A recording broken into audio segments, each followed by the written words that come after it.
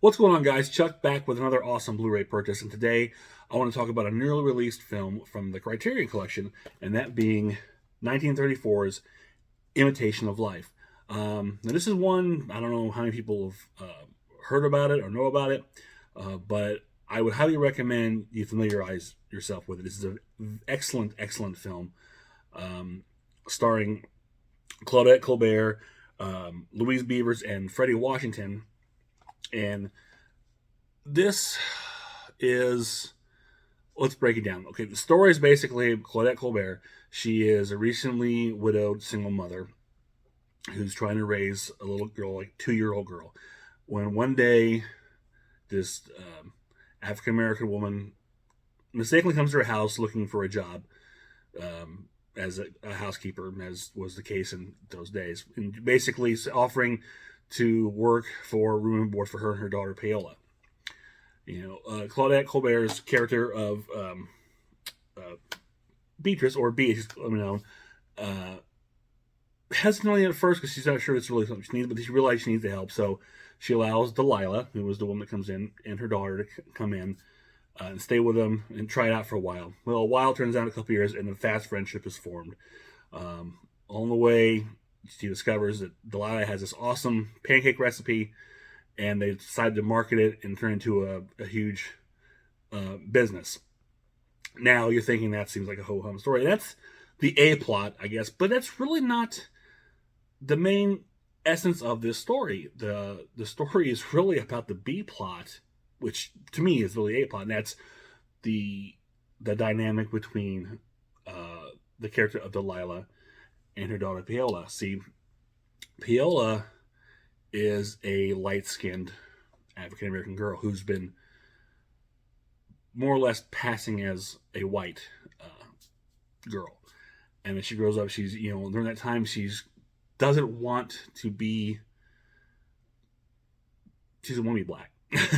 She doesn't want the trials that and the stigma that comes with that for that time, and she wants to go on passing as a white character, much to the chagrin of her mother, who's a sweet one, basically just wants her daughter to be happy. And that's the real crux of this story, is that dynamic there.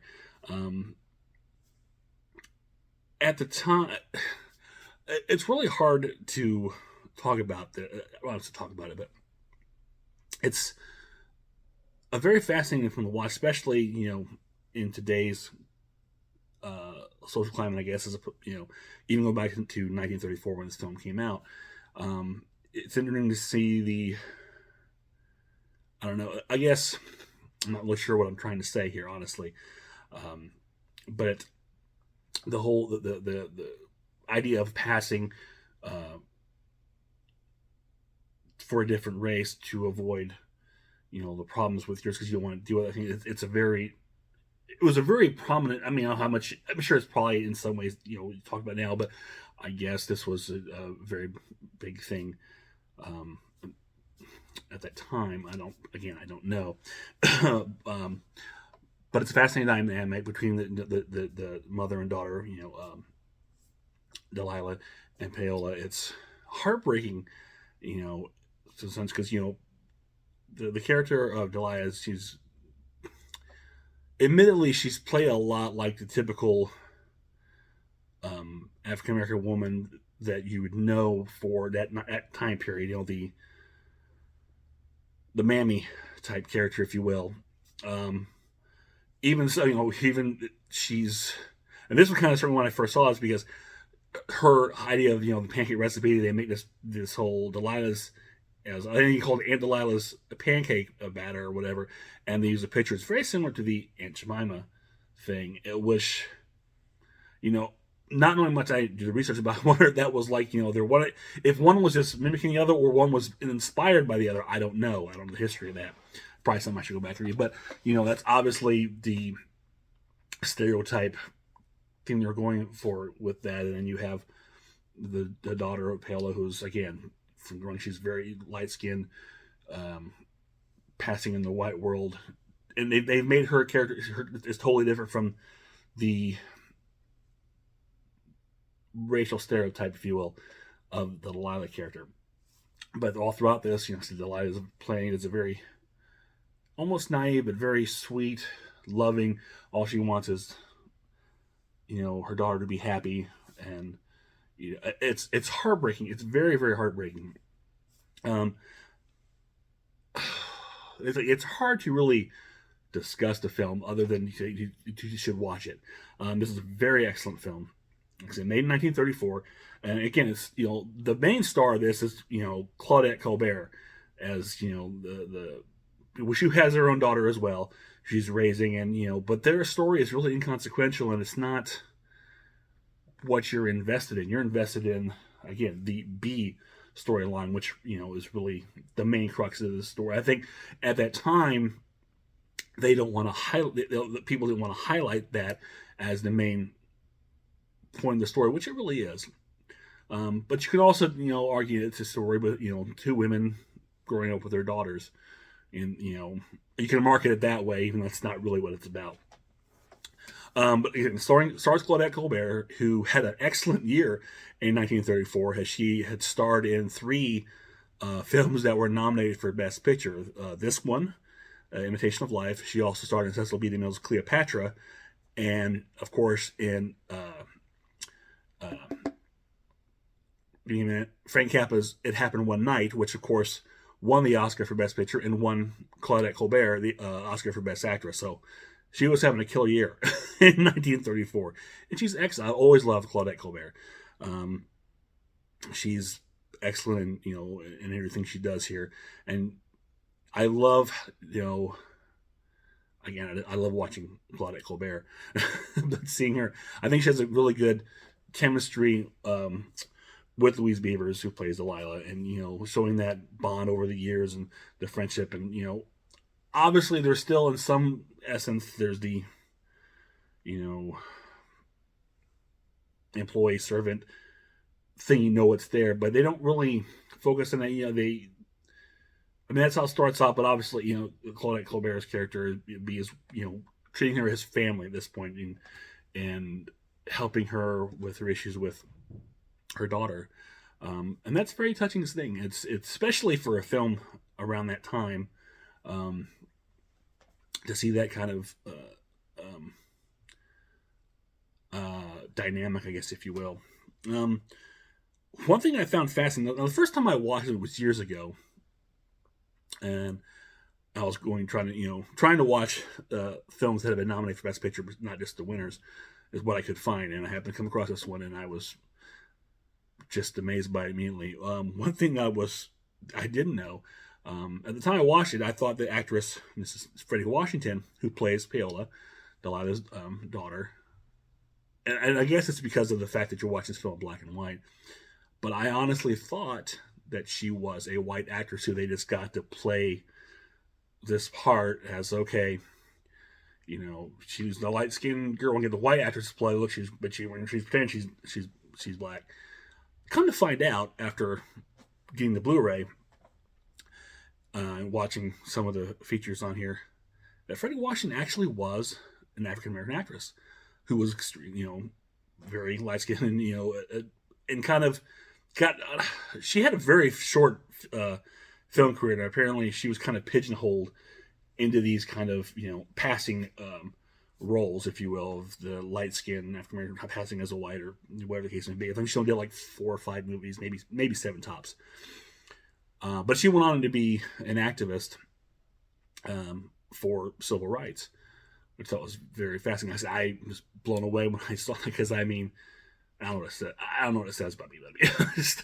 When I initially saw it, I did not realize that she was an African American actress. Like I said, watching it this second time around, I try to look for that to be more. I don't even know what I'm looking for, but me, it's just maybe it's the black and white camera, the filters, whatever, or it just, she did not. So I was full, but which I guess works for the story of the film. I mean, you're fooling the audience, you're fooling the portrayal is dead on, right? But she gives a really good performance, and I guess in some ways it's probably because maybe I'm not gonna say it was true, because it's not. I think a lot of people thought it was probably very true to her feelings, but from what I read, it's not. She wasn't trying to pass or like that. She was fully ingrained in who she was. I think that's just the kind of rules that she was given at the time, and she just made it work, which is kudos to her as a great actress. Again, it's Imitation of Life is a movie that I really think it should be. You should really check it out. It's funny. I mean, it's not. It's all drama. There's some good laughs. There's some funny moments in it. But I mean, again, the way they'll play it, you see it. You thinking that the Claudette Colbert story, her and Delilah, her aspiring to run a company based on selling pancakes and entrepreneurs and all that stuff. That's your main story, and they're getting rich and all that. But that's not. That's just window dressing, if you were, for what's the real story, which is deeper, and it's done with, I think, it's not. And this is something that's probably easy to become very appreciated. I don't think it does everywhere. I think it's done very tastefully, and it's just, again, at times very heartbreaking.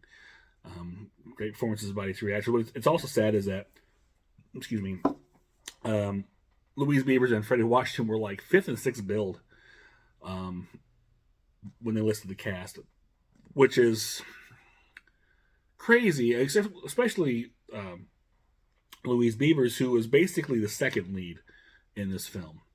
I mean, Claudette Colbert, obviously, she's a star power. She's top billed, fine. But Louise Beavers is, without a doubt, the second. Instead, they had, I didn't write the actor's name down, who played Stephen the Love, and she doesn't show up until like almost a third of the way through the film. I think he gave him second billing, and a couple other characters who get top billing over Beavers and Washington, which is just ridiculous. I said even though I will say that Freddie Washington doesn't come into probably about halfway through, because obviously her character is being played by younger children until she plays adult Paola. But still, I mean, I think she really deserved third billing on this film. Now, as I said, it was nominated for, I think, 3 Academy Awards. I don't think it won any of them, though. I have to go back and look. It was also remade in 1959, starring Lana Turner. I have not seen that version.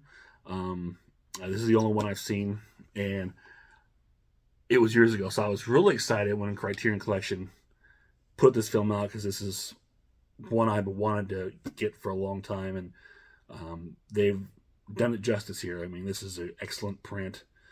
It looks good. I mean, it sounds good. It's as good as it can give for 1934 film, but it's very good.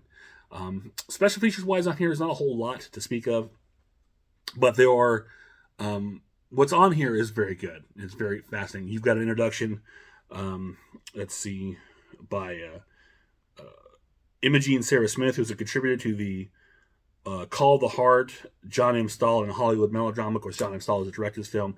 She gives a lot of information on the history of him, or how he come up through the ranks through Hollywood, and his style of filmmaking, and gets a little bit into some of the pre-production and post-production, and how Imitation of Life was, what it went through and how it was perceived and things like that. So very fascinating. What's also really interesting is the interview they have on here with Miriam J. Petty, who is the author of Stealing the Show, African American Performers and Audiences in 1930s Hollywood. And she really talks about the whole subject of what they call passing.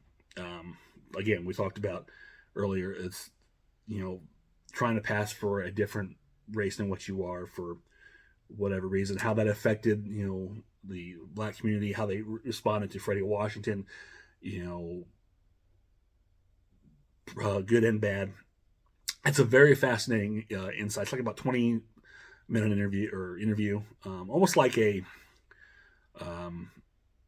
what do you want to say? It's like an audio essay, or not audio essay, but it's almost like a video essay of the topic. So it's very fascinating thing to watch. Also, there's a trailer on. The only trailer on here is a trailer that was cut to be shown in African American theaters, strictly for that audience. So this trailer really hypes up um, Louise Beavers and Freddie Washington's performance in the film. I think they maybe offhand mentioned Claudette Colbert, but they focus on these two characters. They don't really go into the plot. They just basically say, Marvel, these two actresses have given these accolades, blah, blah, blah. But you can tell it's really played for the audience, which is a fascinating thing to see. I guess I was unaware that, at least not for that time, that they would cut different trailers for different markets like that. I don't know why. It seems like it makes sense. That's kind of what you'd see later on in the 70s and like a lot of grindhouse things, but wasn't aware that was an issue. Whether they were something they were consciously doing to get that audience. But it's a fascinating take on how it's promoted for that audience. But so here's the Blu-ray case. There's the back, all the features. And inside you got your disc. And as usual, Criterion, you've got a little nice fold out. I tell you all kinds of stuff about the film, production notes, characters, lots and lots of info here. I've not gone through this yet, but I'm gonna try and check it out. Just look at photos in here. Things about the restoration. And there is, let's see if I can get this. There we go. Here's your back cover image. Louise Beavers and Claudette Colbert. So, again, just released from Criterion Collection. An excellent pickup. I highly recommend you see this film. This is spine number 1167 for Criterion Collection if you're interested in that kind of thing. I just realized that they started counting, or they actually had numbers on the spine. I had no idea. But yeah, this was just recently. So I just got this a couple days ago, as of this recording. But if you've never seen this, I highly suggest check it out. It's I want to say fun. It's got some fun moments, but it's heart-wrenching, but it's a good watch. And it doesn't drag. It moves pretty quick. It's got a good pace to it, in my opinion. The characters are all done very well. You've got a couple just are there. The daughter of B's daughters, her character, her little thing is kind of, her story is kind of throwaway. Again, they're not the main plot. The main plot is Delilah and her daughter Paola, even though they're kind of considered the B plot, but trust me, they're the A plot. So that is it. Imitation of Life, 1934. Check it out. Highly recommend it. So, with that being said, if you enjoy this, click thumbs up, share, subscribe, leave me a comment below. Let me know you've checked out Imitation of Life from 1934, or if you've seen the 1959 Lana Turner version, which I have not seen, and let me know your thoughts on that. I know that got pretty good praise as well, and I believe it got at least one Academy Award nomination. And both films, I think, have been preserved in the National Film Registry. So there's that. But I'm curious to see the take on 1959 version versus 1934. I've heard good things. They talk a little bit about it in some of the features on here, but I'd be interested to check it out myself. If you've seen that, let me know your thoughts. So with that, until next time, this is Chuck saying I will see you on the other side.